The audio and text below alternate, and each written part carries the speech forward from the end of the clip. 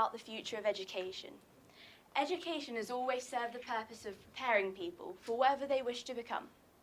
At the earliest stages, young children are taught basic social skills, and as they age and progress, they begin to encounter different subjects such as English and maths at increasing levels of difficulty, progressing in regular stages from primary school to secondary to college and university if they so wish. Our education system has remained pretty much the same since the Industrial Revolution, even though society has changed, and I would therefore question whether our current system still meets our needs. Our age is now digital, and computers will always be faster than humans, but this frees us up to take a new approach to education. The ideal education should promote continuous and lifelong learning.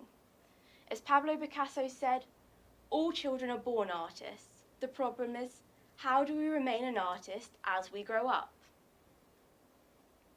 So, before we can reimagine, we must consider the strengths and weaknesses of our current system. Our education system has been fine-tuned over many years to become quite efficient, but in the race to improve it, have we lost focus of the purpose of education as a whole? The classical world viewed education as the development of the whole person, both spiritual and physical, and not just the mind or the brain. Academic subjects work well to develop the mind, and they provide us with valuable information. You cannot begin to solve a problem without understanding the foundations of it, and academics provide these foundations. However, the focus of these subjects can often be narrow, which in turn reduces the range of intelligences that are being nurtured. Aside from learning, there are other difficulties with our current system that are more to do with administration and structure. Teachers are currently weighed down by a wide range of administrative tasks such as report writing, grading, marking, the list goes on. A teacher's role quickly becomes monotonous, time-consuming, and not as focused on actual people. Many teachers originally decide to pursue education because they want to help children develop and grow into the best version of themselves. But these administrative tasks hinder this. It's no wonder that teacher retention is dwindling so rapidly. In terms of structure, schools are currently divided into year groups, which may then be further divided into sets within certain subjects such as English and maths.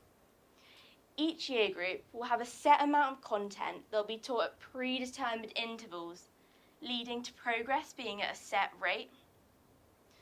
This model doesn't take into account the varying capabilities of students, and that the pace may be too fast for some or too slow for others.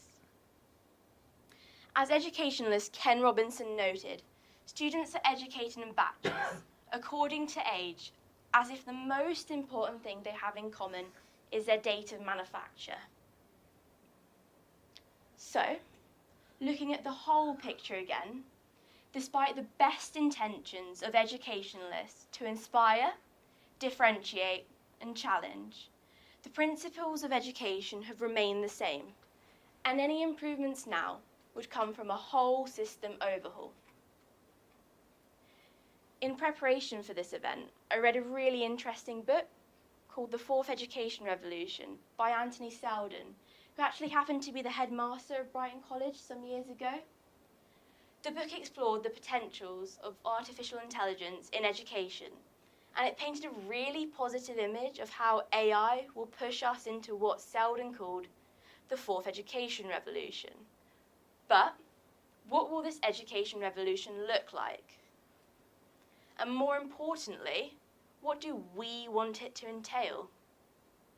Well, this is what you can expect. We'll see the disappearance of structured lessons in favour of autonomous student-led learning. Subjects will most likely remain similar for all students, but content will be pitched at the right level at the right time for each student. This will allow students to progress at their own rate, which will be more stimulating and will mean that students will be less likely to get bored or overwhelmed. It's thought that this could eventually, in the future, where technology permits it of course, develop into students having individual AI teachers that could adapt to their needs and interests in a similar way that your Instagram feed does through algorithms. The focus will also shift to give more attention to developing skills and other forms of intelligence, such as curiosity, spiritual, or emotional intelligence. Currently, these wider aptitudes are being developed through extracurriculars, but this simply isn't enough. Universities look beyond exam results to character traits that can't necessarily be developed as far in the current format of lessons. Hopefully, with a broader curriculum and more autonomous learning, students will be able to explore new styles of learning. Perhaps this could be through more project-like cross-curricular modules designed by a computer to fit a particular student's needs or interests. We'll also see a shift from terminal exams such as GCSEs and A-levels to continuous data reporting. This data reporting, for the most part, will be an online record of a student's learning and a measure of their understanding of a topic at the time of learning. In fact, the majority of administrative tasks currently carried out by teachers will instead be replaced by technology, or even completely disappear due to the new ways the students will be learning. This will free up teachers to spend more time engaging with pupils and getting to know them on an individual level, as opposed to just classes. The disappearance of these repetitive tasks should also make teaching a more stimulating job, with teachers enjoying it just as much at the end of their careers as they did at the start, and hopefully will help to begin to address the nationwide problem of teacher retention. Although the structure of education will inevitably undergo a thorough change, I don't think schools themselves will disappear.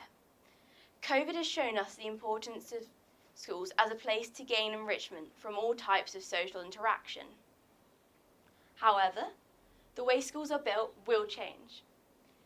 Individual classrooms will disappear, instead replaced by larger open learning environments arranged in a variety of different ways to meet whatever needs the students and their teachers may have. Some of the ideas I've mentioned today may seem far-fetched and quite futuristic, and for the most part, they are. Technology that would be required for this is still being developed and will be expensive to start off with.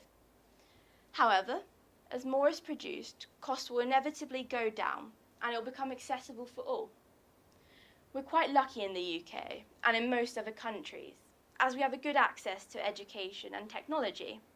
However, for developing countries, the development of autonomous learning through cheaper technology will allow tens of millions more children to become educated, giving them the possibility of a much brighter future. It should also be noted that this model of education is in fact already happening in a select amount of schools, such as the alt schools, based in New York and California. At these schools, students are guided by software on their tablets about any work that they need to complete and about their progress. The content is then left up to them to decide how they wish to learn it, and they are aided through this with the help of a teacher. It's thought that young people now will end up doing a variety of jobs throughout their lives instead of just one, but this will require them to be equipped with the skills needed to adapt rapidly and frequently when things change. Education needs to develop curiosity and a commitment to self-improvement and constant learning. Education shapes your life and dictates how you'll learn and your relationship to learning for the rest of your life. There's no undoing or redoing it. So, we need to make the best of it and use the resources available to us, both creatively and with ambition, whether that's now or in the future. The next education revolution is coming, and we should welcome it with open arms.